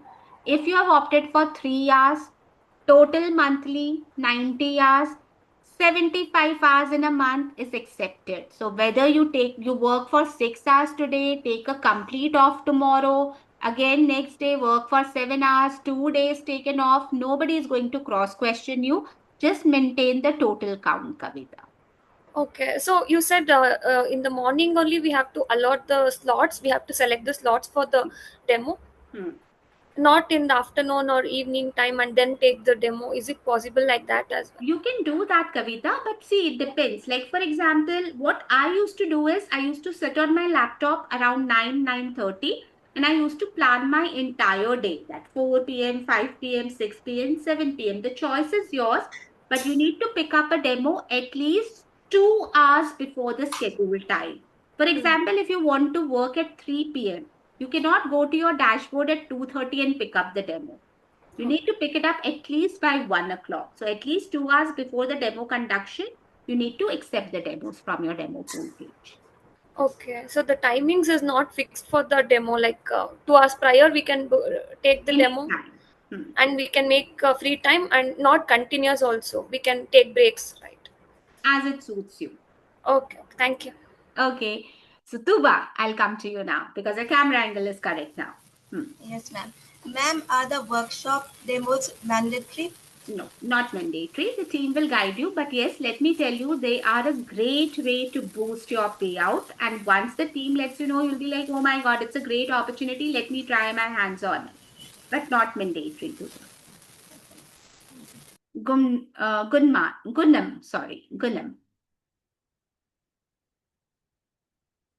Ma'am, Next, from onboarding onwards, if we are selected for onboarding, we will take demo classes, no, ma'am. Compulsory, we have to take one student, ma'am. Compulsory. If you are going on only demo classes and any students we are not taking any student by calling or like that. Then is there any effect on the onboarding job, ma'am? I couldn't get your point, Gunam. You're telling me that you want to conduct only the demo classes. Yes, ma'am. You don't want to take regular students. Is that? I want to take regular students, ma'am. Even though some few days later, any student not joined to my class, for example, I'm saying, then is there any effect on my job? No. That is my Sometimes question. the kids After will 20 or 30 days, only demos I am continuing. No student is joining my class. Of course. Then what happens? Yes. It might What create a happens? negative impact, Gunam. For example, you are conducting 10 demos. I have already explained it to you. You have conducted 10 demos. Everything went well. The parents are not enrolling because of fee structure. Completely okay. We do understand. But even after conducting 10, 15 demos, if you're not able to get any enrollment, we would be watching your recorded sessions. Correct? And if we feel that you are giving your 100%, but there are other reasons why they are not getting enrollment, then it's okay. But if we feel that you are not giving your 100% to the session, there are some mistakes, you're not able to engage, then obviously the team would call it out. Poonam. Okay, understood. Okay. Thank you. So on this note, teachers, I'll take your leave for today. Please join your session on time tomorrow. Attempt your quizzes, attempt your assignments. On this, I'll take your leave. Bye-bye, everyone. Take care. See you tomorrow.